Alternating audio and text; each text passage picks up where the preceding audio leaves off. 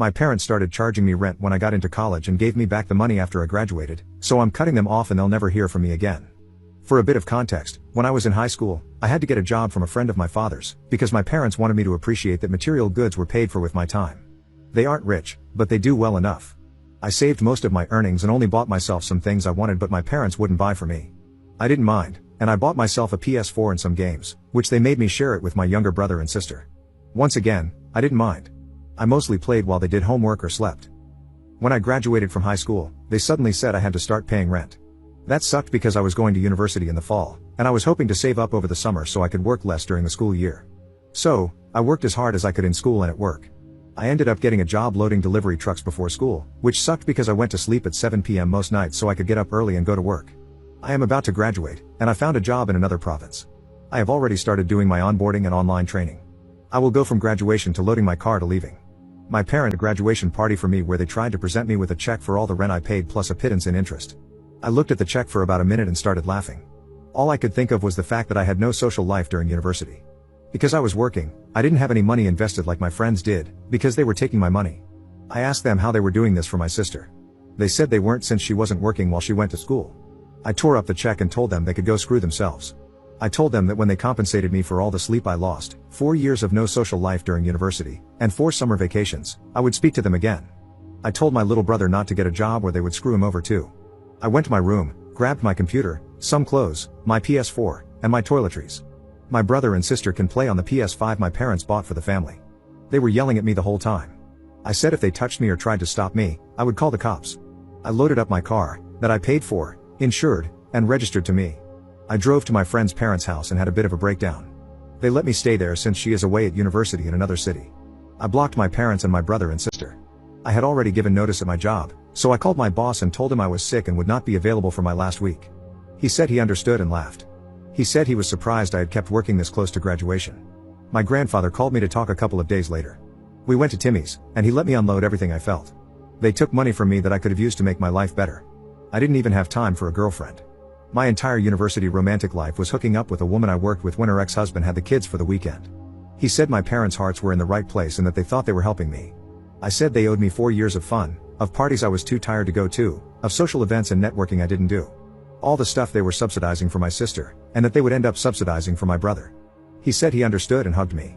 He is old, but I couldn't have gotten free of that hug if I tried. He asked me if I needed money to start my new job. I said I did not want anything that came from my parents. He gave me a cashier's check for about 3 times what my parents took from me. He said to use it however I wanted in my new life. He said it wasn't part of my inheritance or anything, it was a gift from him and something my grandma would have wanted me to have. My friends think I was stupid to tear up the check, and most of them agree with me about being pissed at my parents. Some family members have called me to say I behaved terribly and that I owe my parents an apology. I just thank them for the call or message and then block them. I'm calmer now, and I do not think I am in the wrong. But maybe I'm too close to see what I'm missing. Am I or was I overreacting?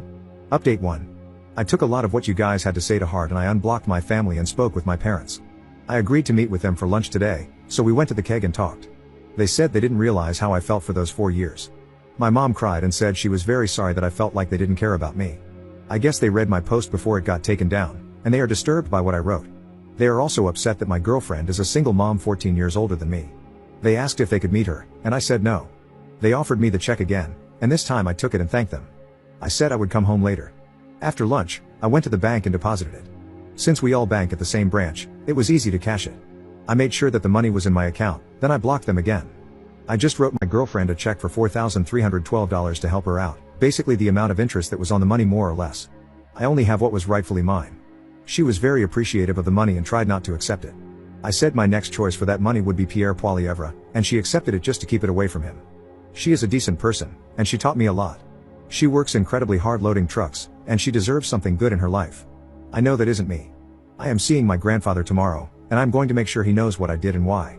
I am also going to invite him out to see my new place once I move out west. I'm spending the weekend at my girlfriend's house since her ex has the kids. Thank you all for your help and advice. Bridezilla got mad at me for not giving more when I paid for the venue, food, and decorations, so I'm taking it all back and now you can have nothing. I, 31F, have a brother, 28M, who is hoping to get married to his fiancée, 25F.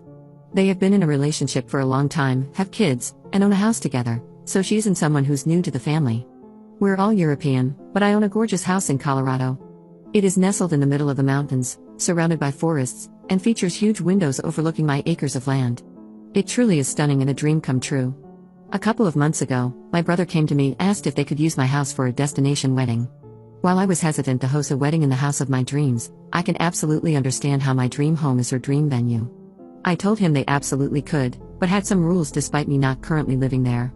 No more than 25 guests, it truly is in the middle of nowhere, so guests would have to sleep at the house, and I simply do not have room for more. Nothing that permanently alters anything in or around the house. No lighting up indoors.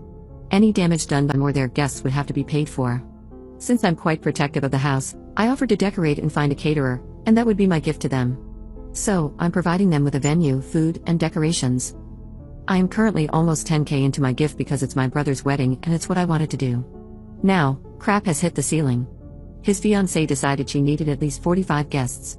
While I was willing to be flexible by 1 or 2, but 20, nah. I asked her if she wanted to stack them, and she got salty. On top of that, she wants me to pay to fly her family in, because I fronted the money to my other brother because he couldn't afford a ticket, and he is paying me back. I told her no, and again, I got sassed. On top of that, she wants me to build a pergola, which I actually considered, paint my living room, and also pay for the drinks. I said no, I've done enough. She has now taken it upon herself to tell people I'm backing out on my promises, that I left her hanging, that she can't afford the super expensive wedding I made her plan, and even went as far as to uninvite my grandparents, just to spite me. Her words were, "You wanted me to cut back on guests, so I'm picking your family." I'm getting at least 2 messages a day asking me why I'm ruining her day, if I'm jealous, etc. Today, she called me to tell me that if I keep going out of my way to make her miserable, I and my rescues would not be invited either. For context, 2 of my children are adopted. While I find it absurd that she thinks she can uninvite me from my own house, the fact that she referred to my kids as rescues has me absolutely fuming. I'm considering canceling the whole thing, but it would royally mess over my brother in the process, who has done nothing wrong. Update 1. Hey all, as an update was requested a decent amount of times, I'm here to let you guys know how it all went. I heard they were visiting my parents, so I drove down as well, mostly because I wanted people present to witness the conversation. I told her and my brother that since my home did not suit her needs and it was stressing her out to the point that she was calling my children names, I no longer felt like I was giving them the appropriate gift by supplying a venue, caterer, and decorations. I said that I felt like in my efforts to protect my home, I was limiting their options too much, standing in the way of their dream wedding, and as a result, I would no longer be hosting. My brother seemed relieved, admitted to not quite wanting a destination wedding, and that things got a little out of hand during the planning phase. He thanked me for my willingness to help and offered to pay me back for the deposits I'm losing, which I appreciated but declined. His fiancée, however, accused me of being petty and jealous because I'm single and no one wants me, and going out of my way to cause her stress and ruin her day. She then pointed at my 2 youngest children and said, "You're doing more for strangers than you are for your own family." The kids are luckily young enough so they didn't catch on to this, but my older 2 did and were absolutely shocked, as were my parents. I told her she had all of 3 seconds to get out of my line of sight before I would be bringing hellfire down on her, while instructing my children to leave the room. My father stepped in, said it would indeed be better for her to leave, and told my brother that he was sorry, but that this is unacceptable. My brother agreed, took his family home, and has since called me to apologize and to say that the wedding planning has been put on hold until she comes to her senses. So, thanks for the input and help all, I'm happy it didn't end up all too dramatic. Update 2. Well, the wedding was yesterday, and to my surprise, myself and all of my children were invited. I, first, declined but was eventually mellowed down by the fact that it was my little brother's big day. I went last-minute shopping so we would be able to adhere to the dress code and even texted the bride photos of the outfits, asking, "Is this okay?" She was very civil, very polite, and even seemed grateful that we would show up after all. The wedding started, my brother, his wife, and their children all looked extremely happy and beautiful. It was a beautiful wedding, and I began to think that all the dust had settled. Until this morning, I woke up to a text message from my sister-in-law, explaining that she and my brother were both very disappointed that I hadn't gifted them the amount in cash that I would have spent on decor and food had the wedding been in my house. I am yet to respond. Frankly, I'm hurt because I thought they were reaching out to repair our relationship. Instead, they just wanted me to gift roughly 10 times what I gifted them, despite me already losing out because of the deposits. So, I am considering going no contact and completely walking away. I would miss my brother's children immensely, and I dread the idea of dividing my family like that, as our parents and extended family would be forced to navigate around the whole issue, but at this point, I am just so hurt and angry. To those of you whose relationships survived the whole Bridezilla saga, what did you do? Update 3. As many of you suggested, I contacted my brother and, in the midst of small talk, asked him if he was pleased with my gift.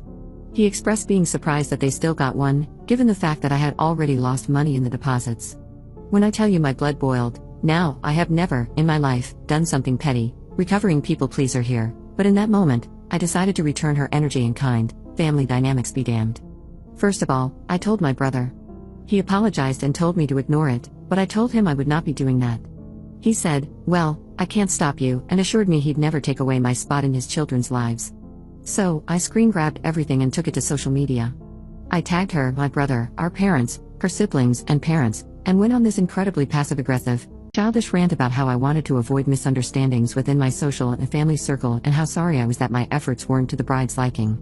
My post went up about 3 hours ago, and the only message I've opened so far is my brother's, stating, roughly translated, "Woke up and chose violence, huh?" He doesn't seem to care. I will be going no contact with my sister-in-law for the foreseeable future and am now 100% done with this nonsense. Thanks for the advice, all.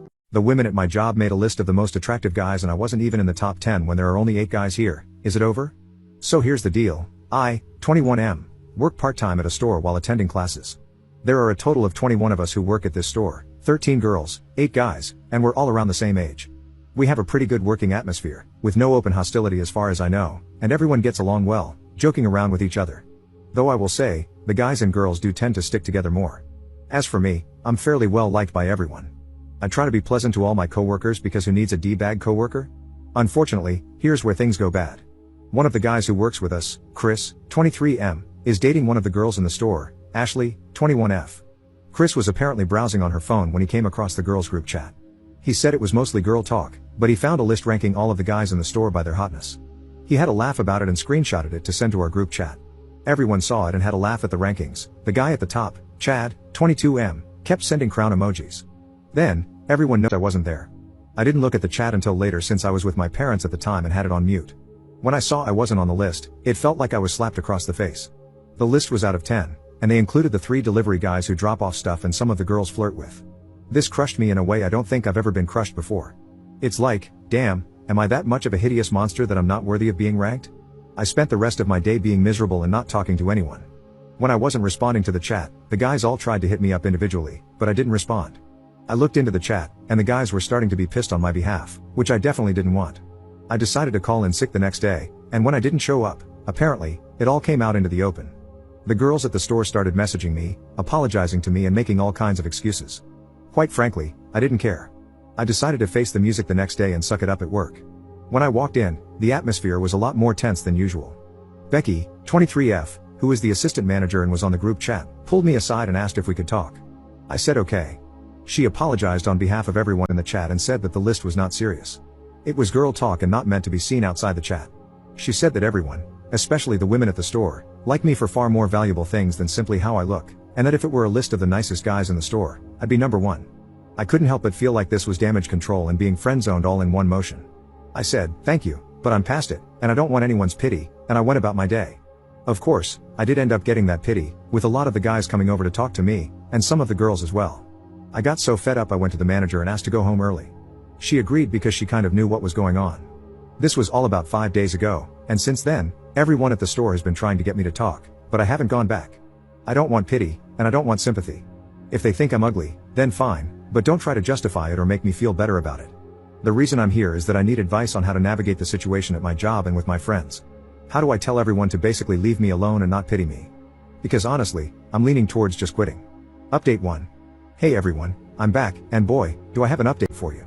I can't believe this situation exploded so much. There was a fight, arrests, and I think someone might be getting divorced. Okay, not really, but people wanted to know how I was doing, so I decided I'd just make an update. I just wanted to clear up a few things. First, I didn't necessarily care if they found me ugly or whatever, I just felt like being left off the list was a deliberate slap in the face. I didn't, and don't, feel entitled to anything. Next, the manager of the store, Barb, was not involved in the group chat in any way. She's a 38-year-old married woman with 2 kids who is far too busy trying to get us to stop lighting up behind the store on our breaks. What I meant to say is that she was made aware of the situation after it was brought to her attention. Third, I wasn't aware of the list right away, I was with my parents and wasn't paying attention to the chat. Now, after reading the comments on the first thread, I decided that while I could be upset that I was deemed unattractive, I probably shouldn't care as much as I did. I kinda wanted to discover why not being on the list hurt me so much, so I took my sister's advice and will be seeking a therapist. Funny enough, My grandpa has a saying that came to mind when reading the comments in the first thread.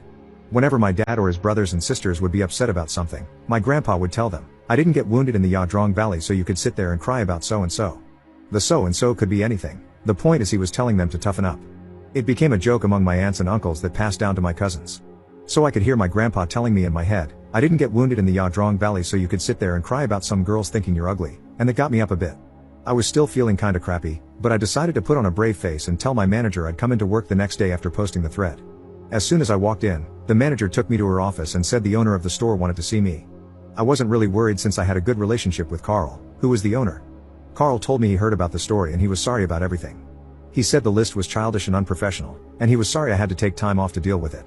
He said the girls all got a strong reprimand and a stern warning that this wouldn't be tolerated in the future. He also suspended Becky because he said she should not have been in the chat to begin with, and if she was, she should have stopped the list stuff. He also emphasized that he told everyone that he hadn't talked to me yet, and that he wasn't punishing anyone because I asked for it. He also said he'd pay me for the shifts I missed as a bit of compensation for the mental distress. I thanked him and told him I was over it pretty much right away. I just hated having everyone think I needed coddling and wanted everything to cool down. With that, we shook hands, and I started my day. Everyone welcomed me back, and I said hey to everyone. I went to my locker and found a letter slipped inside. It was a handwritten letter from all the girls. I'll summarize here because the list was long. In it, they apologized profusely for the chat in the list. They said that nothing was going to make it right or make me believe them, but they wanted to say once again, the list was non-serious and meant to be some stupid fun, and no one was meant to see it. They said that they all loved me individually, that I was a good person, and that makes me more attractive than most people who are considered hot. Interestingly, they said I was considered cute. Okay then lol. I flagged down one of the girls on shift who I get along with really well, Sam, 20F, to tell the group that I accept their apology. I told her to tell them that I got over it pretty much right away, that I just took time off because I wanted the situation to cool down and that I didn't take anything personally. Also, I told her that I'm sorry that anyone got in trouble. I didn't talk to Barb or Carl about anything until today. I didn't want this to become an issue at all. Unfortunately, the guys made it an issue on my behalf. Sam apologized again and told me she'd tell everyone. And that's that. Sorry if this was not the explosive post you all were looking for. I just wanted to get this situation resolved as soon as possible and put it behind me so that I, and everyone else, can move on. I am thinking about not returning next semester, however. So thanks all, I appreciate your comments and helping me get through this little episode in my life. My best friend found out I wasn't going to his wedding because his fiancée was turbo ghosting me and now they might not be getting married. For some context, my best friend, Alex, 32M, and I, 32M, have been friends since diapers. We're basically family. After college, we both moved back home so we could live at home and get our feet underneath us. Alex started dating Stella, 35F, a lovely girl, around 4.5 years ago, and from the get-go, she seemed to politely dislike me. I don't know why. Alex and Stella moved across the country in 2021 after Stella earned a promotion at work. In 2022, Alex proposed, and she said yes, so they set a wedding date for the end of September 2023. I received a save the date card at the beginning of the year and, based on the conversations I had with Alex, assumed I would be in the wedding party, either as a groomsman or the best man, but never received any official confirmation from either of them. A couple of months before the wedding, I saw that wedding invitations had gone out on social media and figured mine was en route. It never came. I waited a couple of weeks, thinking it might have just gotten lost in the mail, before I checked in with him. I called Alex and had a conversation with him where he was clearly agitated. He said he was dealing with a lot and would be incommunicado for the near future. He instructed me to direct any wedding-related questions to Stella and mentioned he'd call me when things cooled off. I called, texted, and emailed Stella several times over the course of a week, but she didn't respond to any of them. At this point, I figured I wouldn't be attending the wedding, and that things were really messed up between the two of us for some reason. Yesterday, a little over 3 weeks after our last conversation, Alex DM'd asking if I was free for a chat. I jumped at the opportunity to get some answers, and we FaceTimed each other. After exchanging pleasantries, Alex jumped right into a spiel, saying that he knew I was super busy with work and dealing with a lot of personal stuff, but he'd love it if I could attend his wedding, even just as a guest. He wanted to know if there was anything he could do to help make that happen. I blurted out that I'd love to but hadn't received an invitation. Alex stared blankly at me and said, "What?" I then explained that I hadn't received an invitation. That was the reason I'd called him a few weeks ago, that I'd contacted Stella about it, but she never got back to me and left me on red. I also mentioned that I had no idea what he was talking about regarding me dealing with too much to be involved in the wedding. After a very pregnant pause, he said he needed to go sort things out and that he'd call me when it was done. My phone's blowing up with wedding attendees asking me what the hell happened and why the wedding might be off now. My girlfriend has reaffirmed to me that I did nothing wrong, but I've had people from all sides saying I stuck my nose where it didn't belong and caused a stink, which is really messing with my head. Update 1. Alex and I texted Tuesday night/Wednesday morning. He said he was handling stuff and asked if I'd be free to talk Thursday afternoon with him and Stella, which I agreed to. This is just a rough summary, and I probably forgot some stuff. Frankly, I'm too mentally fried to weave a narrative right now, so it's just going to be bullet points. A couple of pieces of info about Alex to provide some context. Alex was raised fairly sheltered and religious until he was 18, when he went to college and opened up. As a result, he still has some blind spots about certain things. Alex has mild to moderate OCD. It's managed with low levels of medication and maintenance therapy, which is one of the reasons he gets overwhelmed easily, especially from unexpected stressors, and weddings are chock full of those. Now for the actual update. The wedding is still happening, and I will be the best man. I've been briefed on all the responsibilities I need to handle.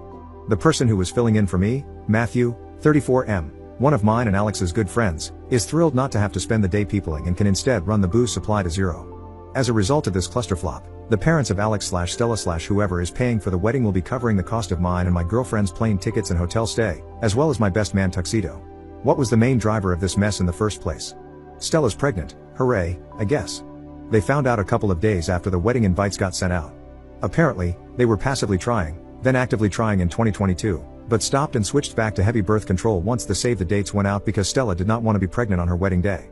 This led to several changes to the wedding, threw a bunch of other planning into disarray, sent Alex into an OCD spiral for a couple of weeks, which is why he was agitated when I called him and why he needed time to get his head around it all and manage the intrusive thoughts.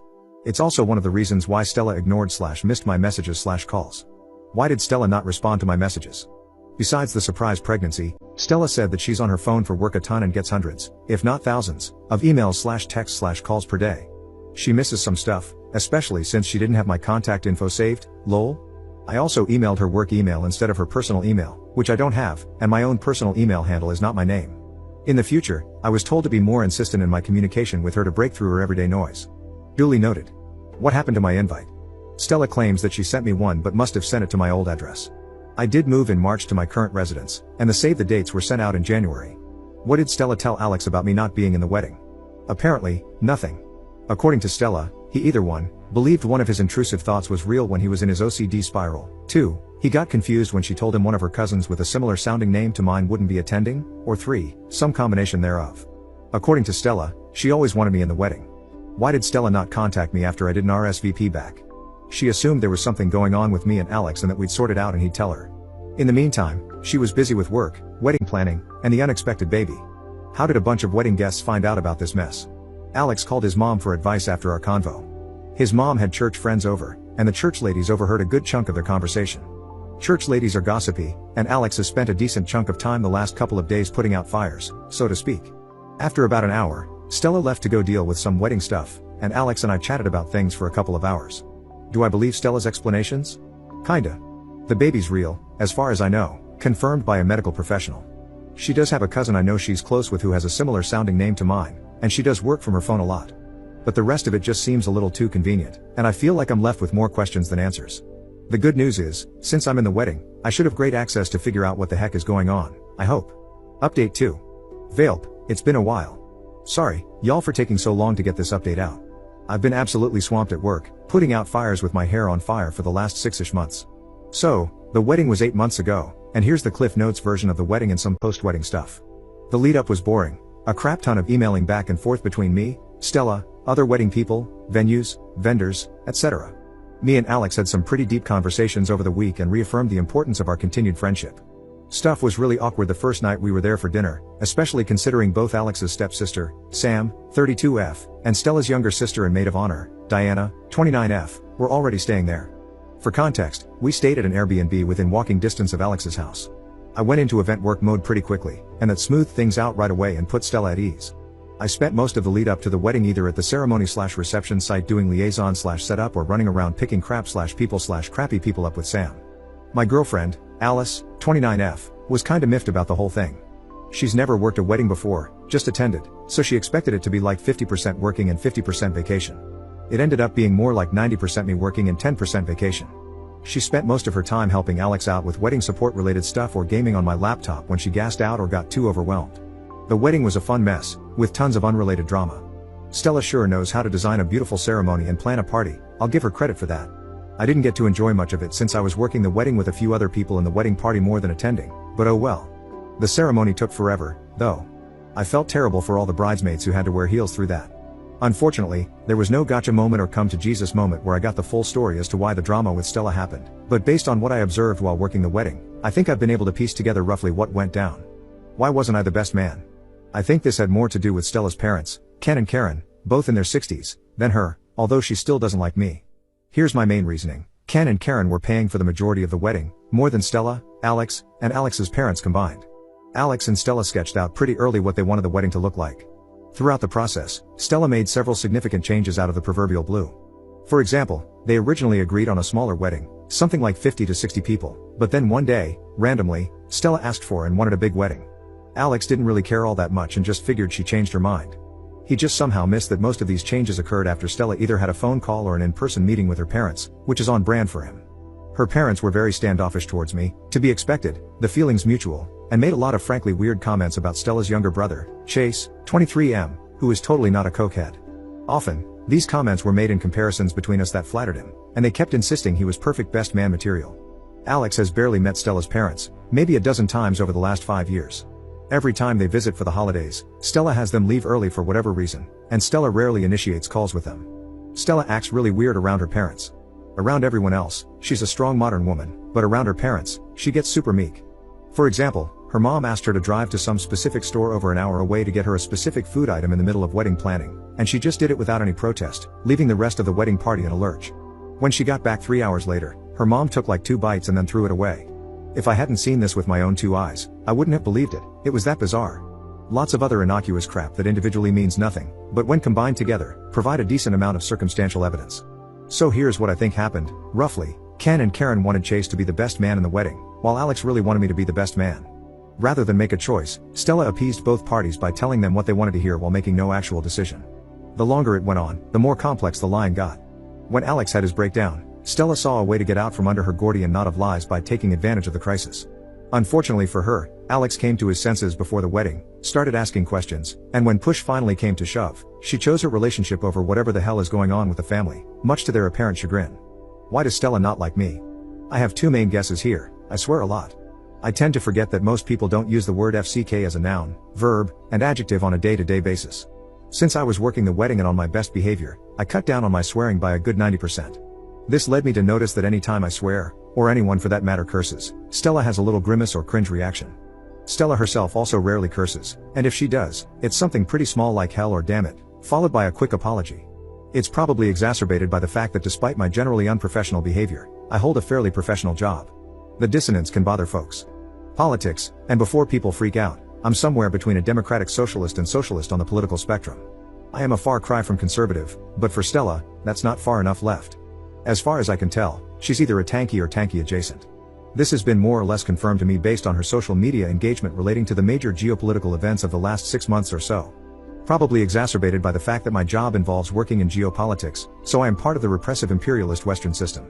And as it turns out, I'm not the only person in the wedding who isn't super fond of Stella, so I found my flock, so to speak. Post-wedding stuff, Alex and Stella had a healthy baby girl named Iris, and Sam and I are the godparents. Alex and I have been talking a lot more. For whatever reason he asks me for childcare tips, like, bruh, I'm just as lost as you hear. We've set up a weekly gaming session where we're slowly slogging through Baldur's Gate 3 with Sam and Matthew. As far as I know, Alex and Stella are in couples counseling, which seems to be helping from my vantage point. Stella was weirdly against it, but Alex pushed for it so he could be a better husband to her, and she relented. As far as I know, Stella's already back at work and on most of her pre-baby schedule. Alex's stepsister Sam has been checking in on them periodically, and according to her, there are no major red flags at the moment. Stella actually texts/emails me stuff now. It's mostly baby pictures, but it's a step in the right direction, and I appreciate it. I send cat pictures in response. Hopefully, this is the last update. My life got far too interesting for that month, and with my current workload, I doubt I could mentally handle more drama. My wife quit her job without telling me to embrace the stay-at-home lifestyle and told me to figure it out, so I figured my way into divorce papers. My wife, 33F, and I, 34M, have been together for 12 years, married for 8, and we have 2 kids, 11M and 9F. Around a year ago, I noticed my wife increasingly sending me these trad wife or traditional housewife TikToks. I have nothing against that type of relationship, but I don't think it makes sense for our current family situation. I do earn quite a bit more than my wife and enough to sustain our family on my own, but I don't see the need to do so. I work 80%, and my wife works 50%, and besides Wednesdays when both of us are working, either one of us is always home for the kids. I could work 100% and let my wife be a stay-at-home mom, But again, both of my kids are attending school, and in my mind, there is no need for my wife to be at home 24/7. She became increasingly pushy about it over the past 2 months, and again, I just kept on telling her that there wasn't any need for that. If we did decide to go down that route, what would she do during the hours our kids attended school? I know damn well our house doesn't need to be clean for 6 hours a day. She would constantly butter me up with, "You would have dinner ready every day when coming home from work," and something about unlimited slop top or some BS like that. Again, in the nicest way possible, I would remind her that our kids weren't toddlers and our current work-life schedule allowed us to function perfectly fine. We got into a pretty heated argument 2 weeks ago about it, and my wife completely stopped having bedroom intimacy with me to show me what I would be missing out on. She's basically been treating me like a roommate since. I just thought she would get over it and this was just a phase, but God, was I wrong. I came home from work yesterday and saw a bunch of presents on the dining table. At first, I thought they were all for me since my birthday was in a week, but then I saw the labels on them addressed to my wife. I read one of the letters attached to one of the presents. The last sentence on it was literally, "It was such a pleasure working alongside you, and I wish you all the best moving forwards." I thought this was some sick prank. A few minutes later, my wife just casually strolled into the living room acting like nothing was wrong. I guess she saw my mad expression and had the audacity to tell me, "You'll get over it." I just lost it. I left without saying another word and went to my parents' house. I feel absolutely disrespected. Why the hell would my wife think it was okay to just quit her job without telling me and just expect me to be fine with it? My wife has been blowing up my phone with texts and calls demanding to know where I am and that the kids miss me. I just told her to go find a lawyer and that I was done with her, and then proceeded to block her.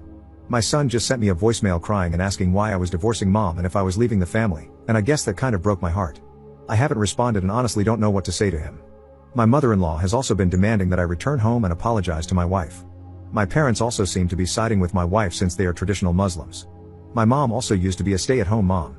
I feel like I'm wrong for immediately jumping to divorce without hearing her out, and besides this whole job drama, I love my wife too much for this to be the end of our otherwise perfect marriage. But on the other hand, I feel like I've lost complete trust in her. Should I just swallow my pride and let my wife stay at home from now on, or should I follow through on divorcing her? Update 1. First of all, I just want to thank you guys for the overwhelming support I have received. I've received a ton of messages, but please be patient with me. This week has definitely been tough on me, and this whole family drama has taken a toll on me physically and mentally. I just want to add a few crucial details that I missed mentioning in my original post. I suffer from a genetic heart condition that puts me at risk for stress-induced cardiac arrest. I used to work full-time but was forced to cut down on my work after suffering a silent heart attack. This was nearly a decade ago, but since then, I've worked on my own physical and mental well-being. Some people didn't understand me constantly mentioning why it was such an issue working the extra 20%. I honestly don't know how much time I have left, and my kids are the most important things in my life. For my own mental health, it's essential that I get to spend time with my kids throughout the week. Besides my wife and kids, I have nothing. I hate my job, and I purely continue for the sake of my kids and wife. Well, after spending a day at my parents' house, eventually, I felt enough time had passed for me to gather my thoughts on everything. What she did seemed like the ultimate slap in the face, but I went back with the intention to resolve this and didn't want to escalate this nightmare. My wife seemed happy I returned but wasn't apologetic at all. The kids, especially my son, were ecstatic. That sort of made me ignore the lack of remorse for the time being. That same night, after putting my kids to bed, I told her we need to have a serious discussion. I told her how I felt about everything she did. The fact that she knows about my health condition and still went through with it. The fact that I set clear boundaries and she still chose to quit her job without my consent. How the fact that she told my son that I was going to abandon the family really felt like a stab in the back, and how throughout all of this, she didn't even seem remorseful once. The fact that she chose her own happiness to the detriment of mine. The fact I sacrificed so much for the family, and I got repaid like this. The fact that we now, as a family, have to make major lifestyle changes since a third of our family income vanished. For a split second, I saw an ounce of sadness in her eyes before she went right back to being annoyed with me.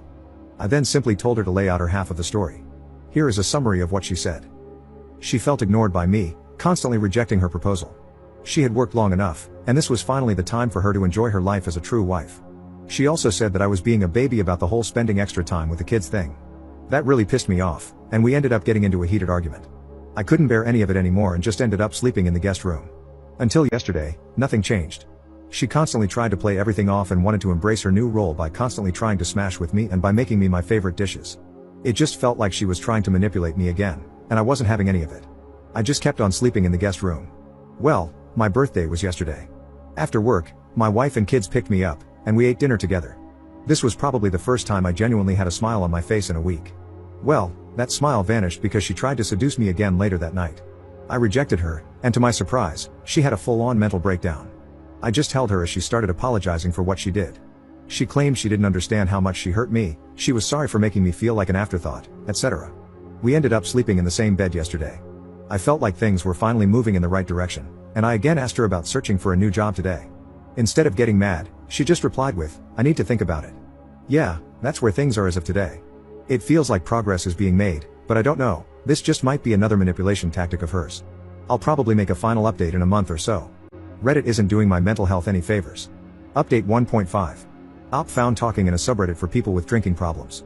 I've noticed myself reaching for the bottle far too often lately.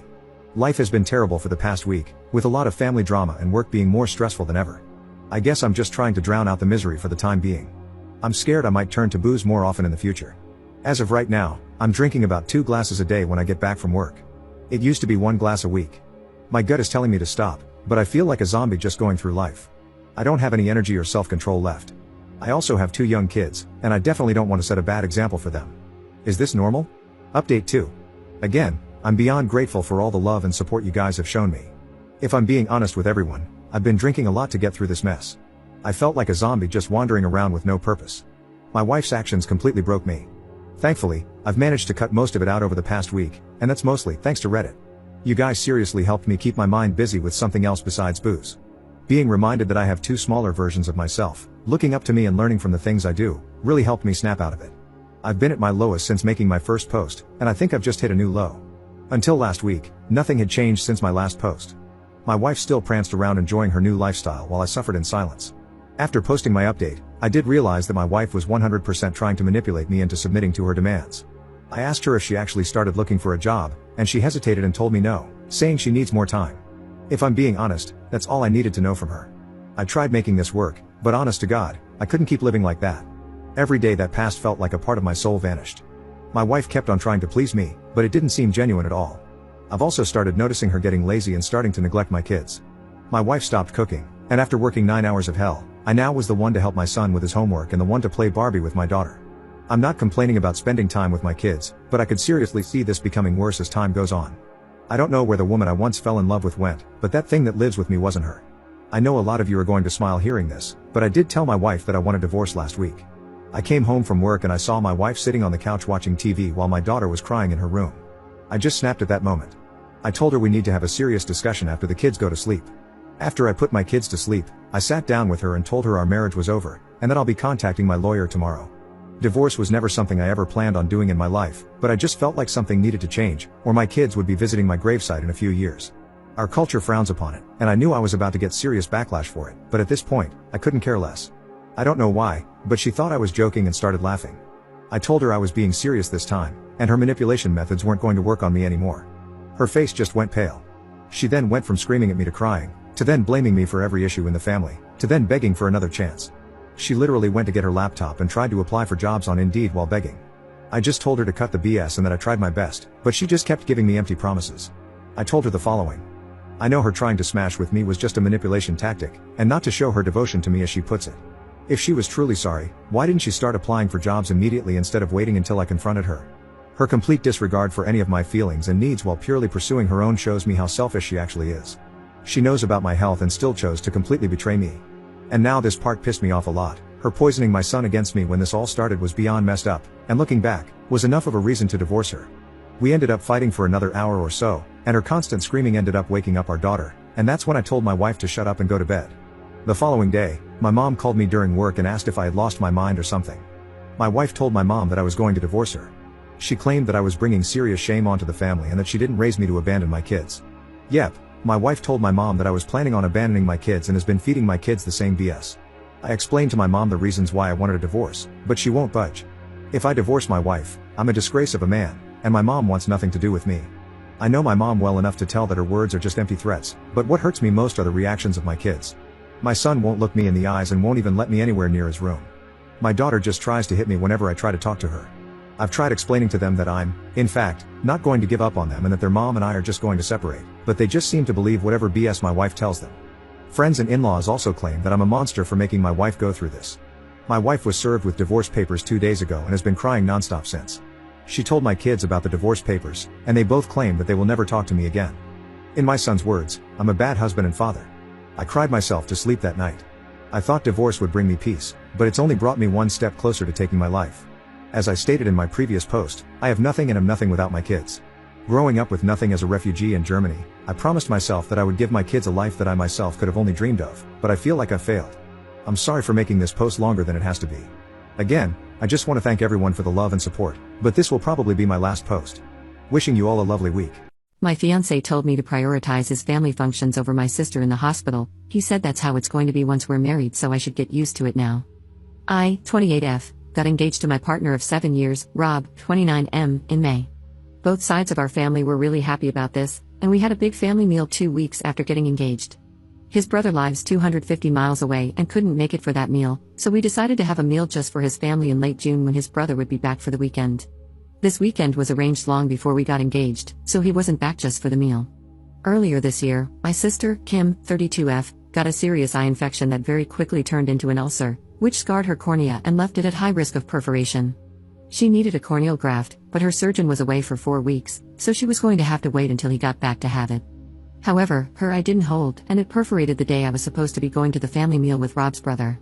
Kim's wife was at work and had her phone turned off, and our mom was away with our stepdad, so when Kim called me to let me know what was happening, I knew she would be at the hospital on her own. I immediately talked to my boss, and he let me go early so Kim wouldn't be on her own. I texted Rob to let him know what was going on, and he texted me back to send Kim his love and to remind me about the meal that night. I ignored the comment about the meal as it was the last thing on my mind. Once I got to the hospital, I was taken back into a room where Kim was, to be greeted by 3 doctors and 2 nurses rushing around trying to help Kim. I was then informed that she needed to have an emergency operation to have her eye glued or else she would lose it. The problem was that they didn't have a surgeon at that hospital who could do it, and she needed to go to another hospital an hour and a half away. They asked if she would need transportation or if I could take her. I said I would take her. Once we got to the other hospital, we were told that she would be having the operation at 5:30 p.m. I knew then that I wouldn't make the dinner and texted Rob to let him know. He flipped out and basically told me to leave Kim at the hospital and have her wife pick her up after the op was done. At this point, I still hadn't been able to get a hold of Kim's wife. I told him that wasn't going to happen and that he was out of order to even ask me to do that. I then texted his mom and told her what was going on. She was really supportive and told me to stay with Kim and let her know how the op goes. A dinner can be rescheduled, Kim's health can't. I also spoke with his brother, who was equally as understanding. I stayed with Kim, her operation was a success, and I got her back home around 9 p.m.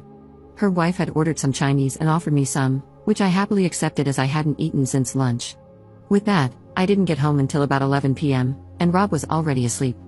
Rob was very short with me for days after, and we ended up having a huge fight where he told me that I should have put his brother and family before Kim.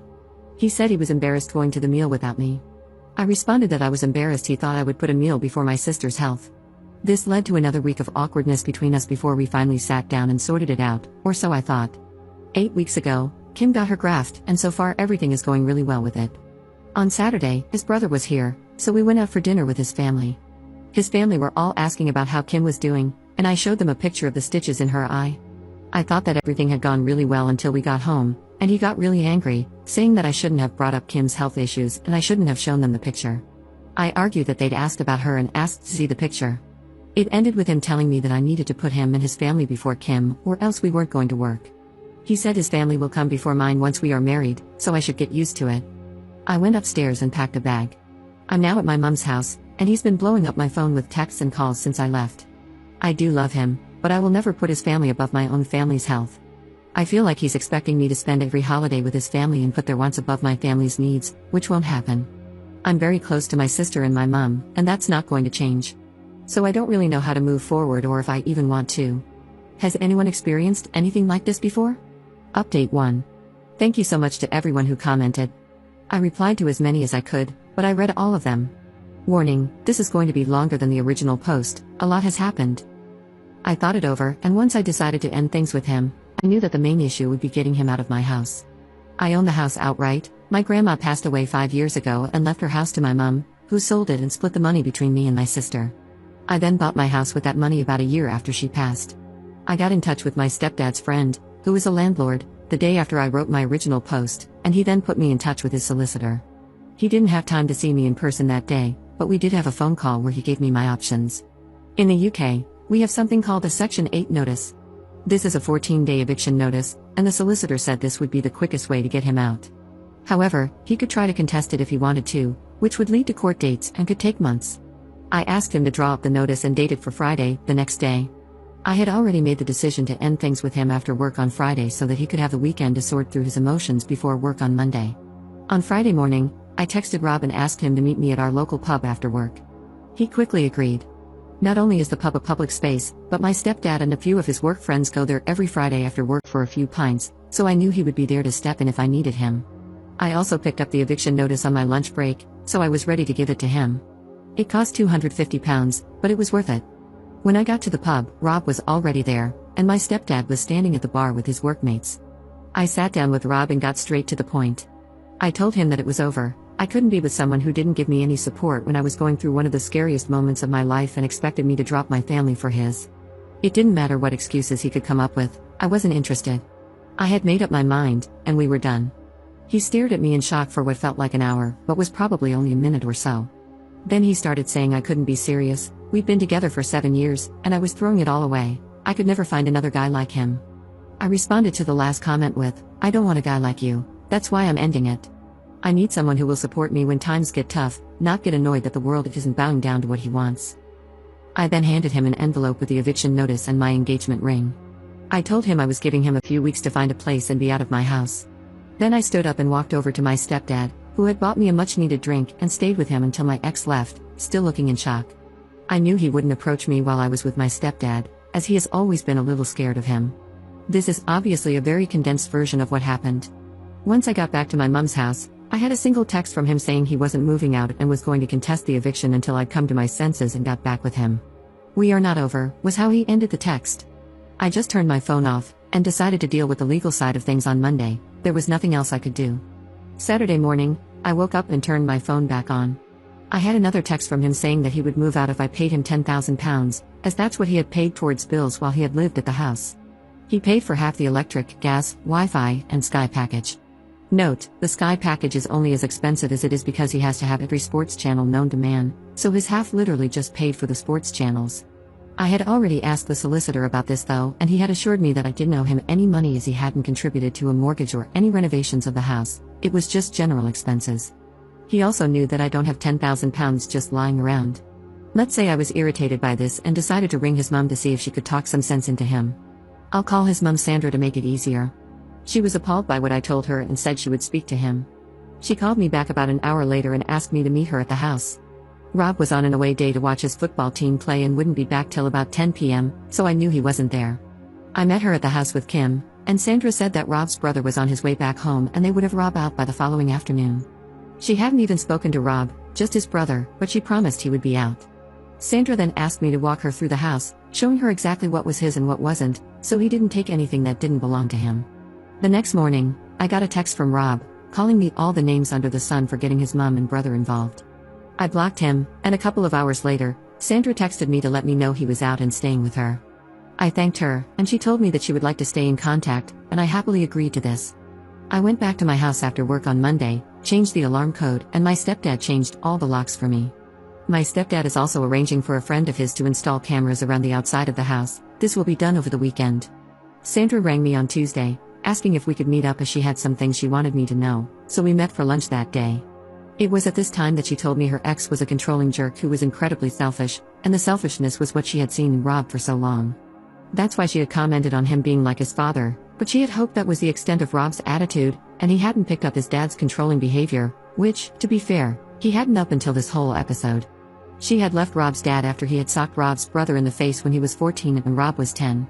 He had never laid a hand on her or their sons before, but one time was enough, and she left with the boys. To her knowledge, her ex had never reached out to speak to Rob or his brother, and they hadn't spoken to their father in years. I didn't know any of this, all I had been told was that their dad wasn't in the picture and hadn't been for a long time, but Sandra had thought I knew, and that's why she hadn't told me before. However, she had found out on Sunday night that Rob was back in contact with his father and had been for the past year. His dad had been putting lots of thoughts into Rob's head about how he is the man of the house and his family is all that matters. This had fed into Rob's selfish tendencies and had amplified them tenfold. Sandra said that she had told him to find somewhere else to stay ASAP as she couldn't even look him in the face. Then Rob and his brother had a huge argument that ended with his brother telling him that as long as Rob is in touch with their dad, then he will have zero contact with him. Even going so far as to tell him to spend Christmas with their dad because Sandra is going to his house and Rob isn't welcome. When Sandra took Rob's brother's side in all this, Rob flew into a rage and said he would move in with his dad.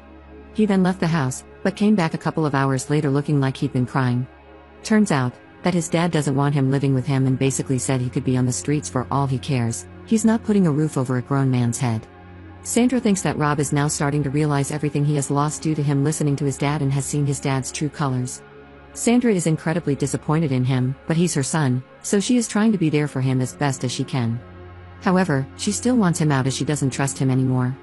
His brother still won't have anything to do with him.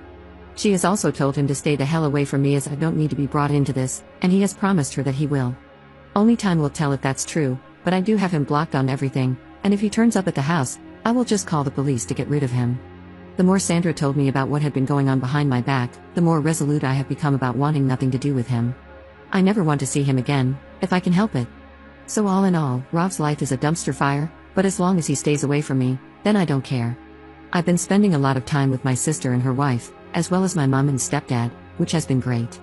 I've never really been close to my stepdad, but this has brought us a lot closer together, which has been one huge positive out of all this.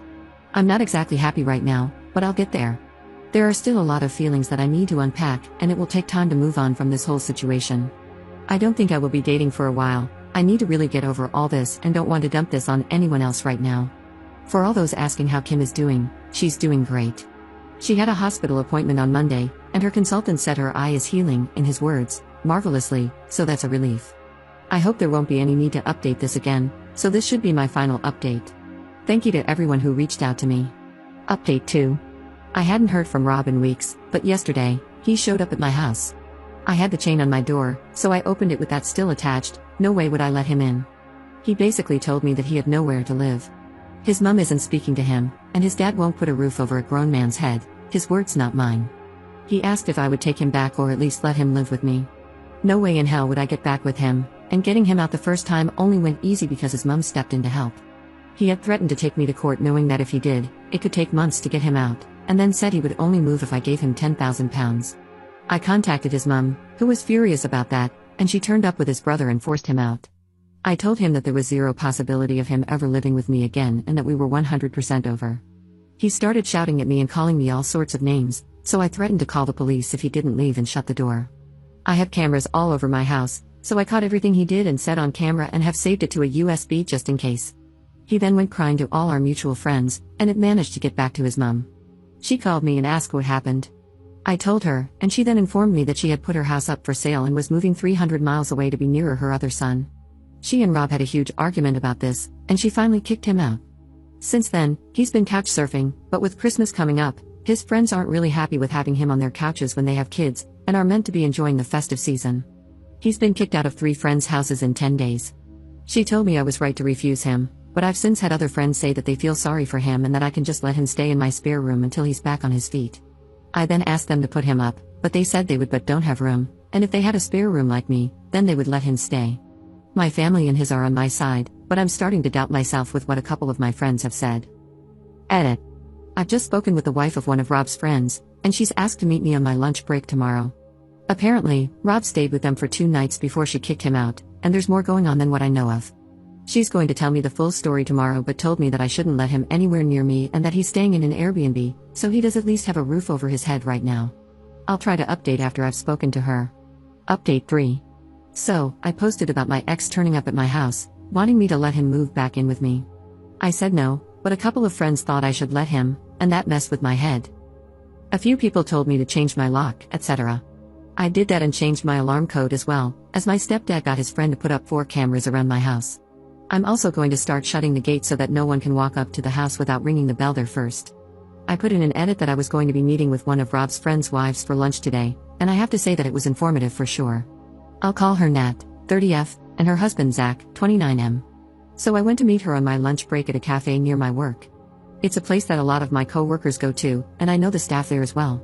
A few Redditors thought that she might bring Rob with her, so I wanted it to be somewhere I feel comfortable and have backup if needed. Turns out that I didn't need to bother about that. When I got to the cafe, Nat was there on her own. I grabbed some lunch and a drink and sat with her. We went through the usual small talk before she started telling me what had been going on. Rob rang Zach on Thursday morning, saying he had nowhere to go, and could he stay with them for a few days. Zach spoke to Nat, and they agreed he could stay in their guest room. Rob went to their house after work, and they had a long talk where Rob told them he had a flat lined up but couldn't move in until January. Zach and Nat agreed to let him live with them until January as long as he followed some basic rules and paid for his own food. The rules were things like no bringing women back there, and if he went out drinking, he had to be quiet when he got back so he didn't wake their daughter, who's 6. He agreed to all this and paid for Chinese for them all that night. The next day after work, Rob went to meet his dad in the pub for a few pints. When Zach and Nat went to bed, Rob still wasn't home.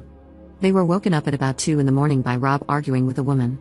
Apparently, Rob had met this woman in a bar, took her back to Zach and Nat's house, got his pleasure, and then told her to get dressed and leave once he was done. She had gotten angry, which started an argument where Rob was saying some horrific crap to her. Nat took the woman downstairs and got her a taxi, while Zach stayed upstairs arguing with Rob. Once Nat had gotten rid of the woman, she went back upstairs and tried to calm Zach and Rob down. At this point, Rob decided to take out his frustrations on Nat, calling her a BTCH and telling her to do something useful like making him a sandwich before bursting out laughing like he'd made the funniest joke ever. This made Zach lose it and pinned Rob to the wall by his throat. Nat managed to get Zach to let him go, and Rob was shoved into the guest room and told to sleep off the booze. It's a miracle that Nat's daughter didn't wake up during this. The next morning, Nat got their daughter ready and went to her mom's after telling Zach to get Rob out of their house.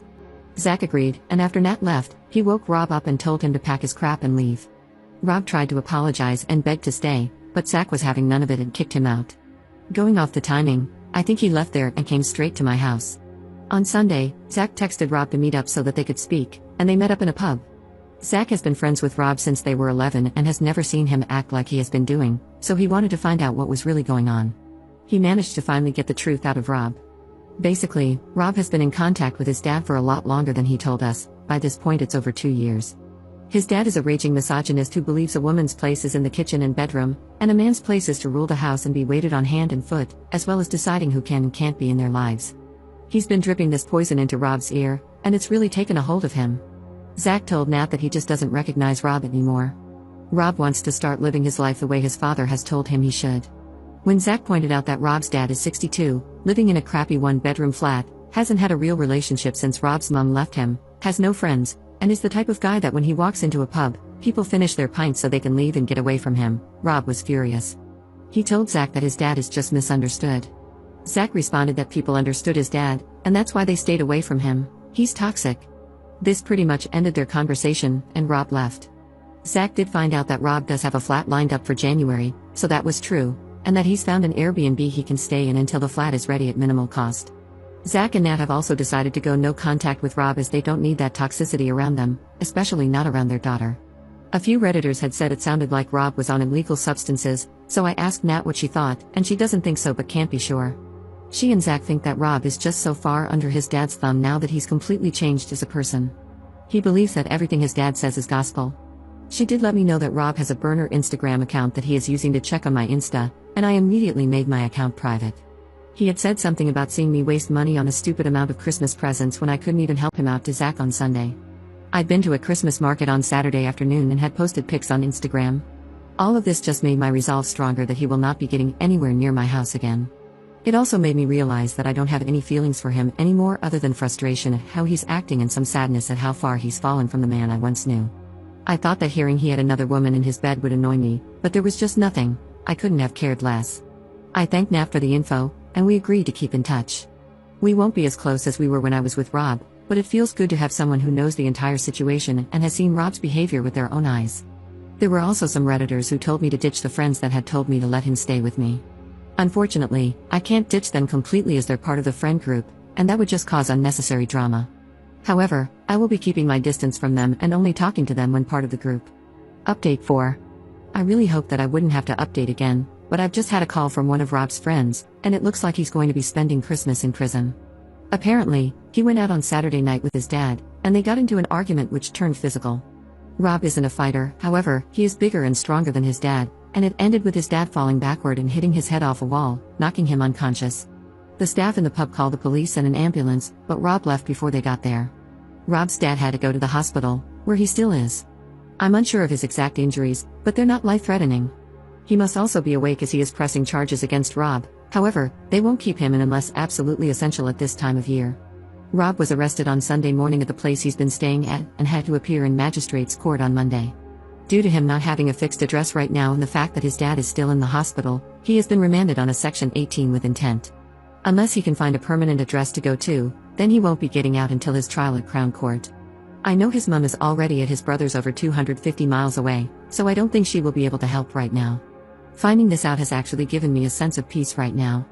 I've been trying to ignore it, but the chance of him turning up and spoiling Christmas has been at the back of my mind ever since he turned up at my house. I'm hoping he stays in over Christmas so that I can just relax. Edit.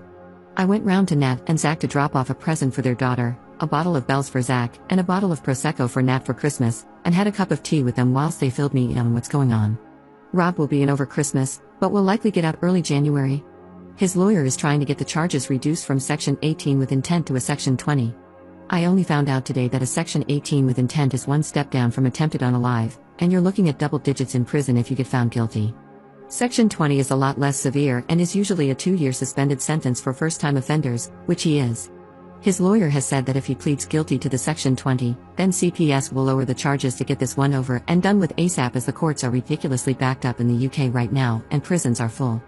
Zach went to the Airbnb he was staying at and got Rob's stuff, which is now sat in his garage as one last favor to Rob, Zach's words.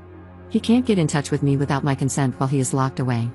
The prison literally has to ring me and ask if it is okay that I get put on his approved call list, and only then is he allowed to ring me, which won't be happening. I've also spoken to his mum, who has basically washed her hands of him for the time being. She thinks that he needs to learn his lesson, and maybe spending Christmas in a cell will teach him how much he's lost the plot. She has spoken to him and said that he's now saying the right things, but only time will tell if he means them.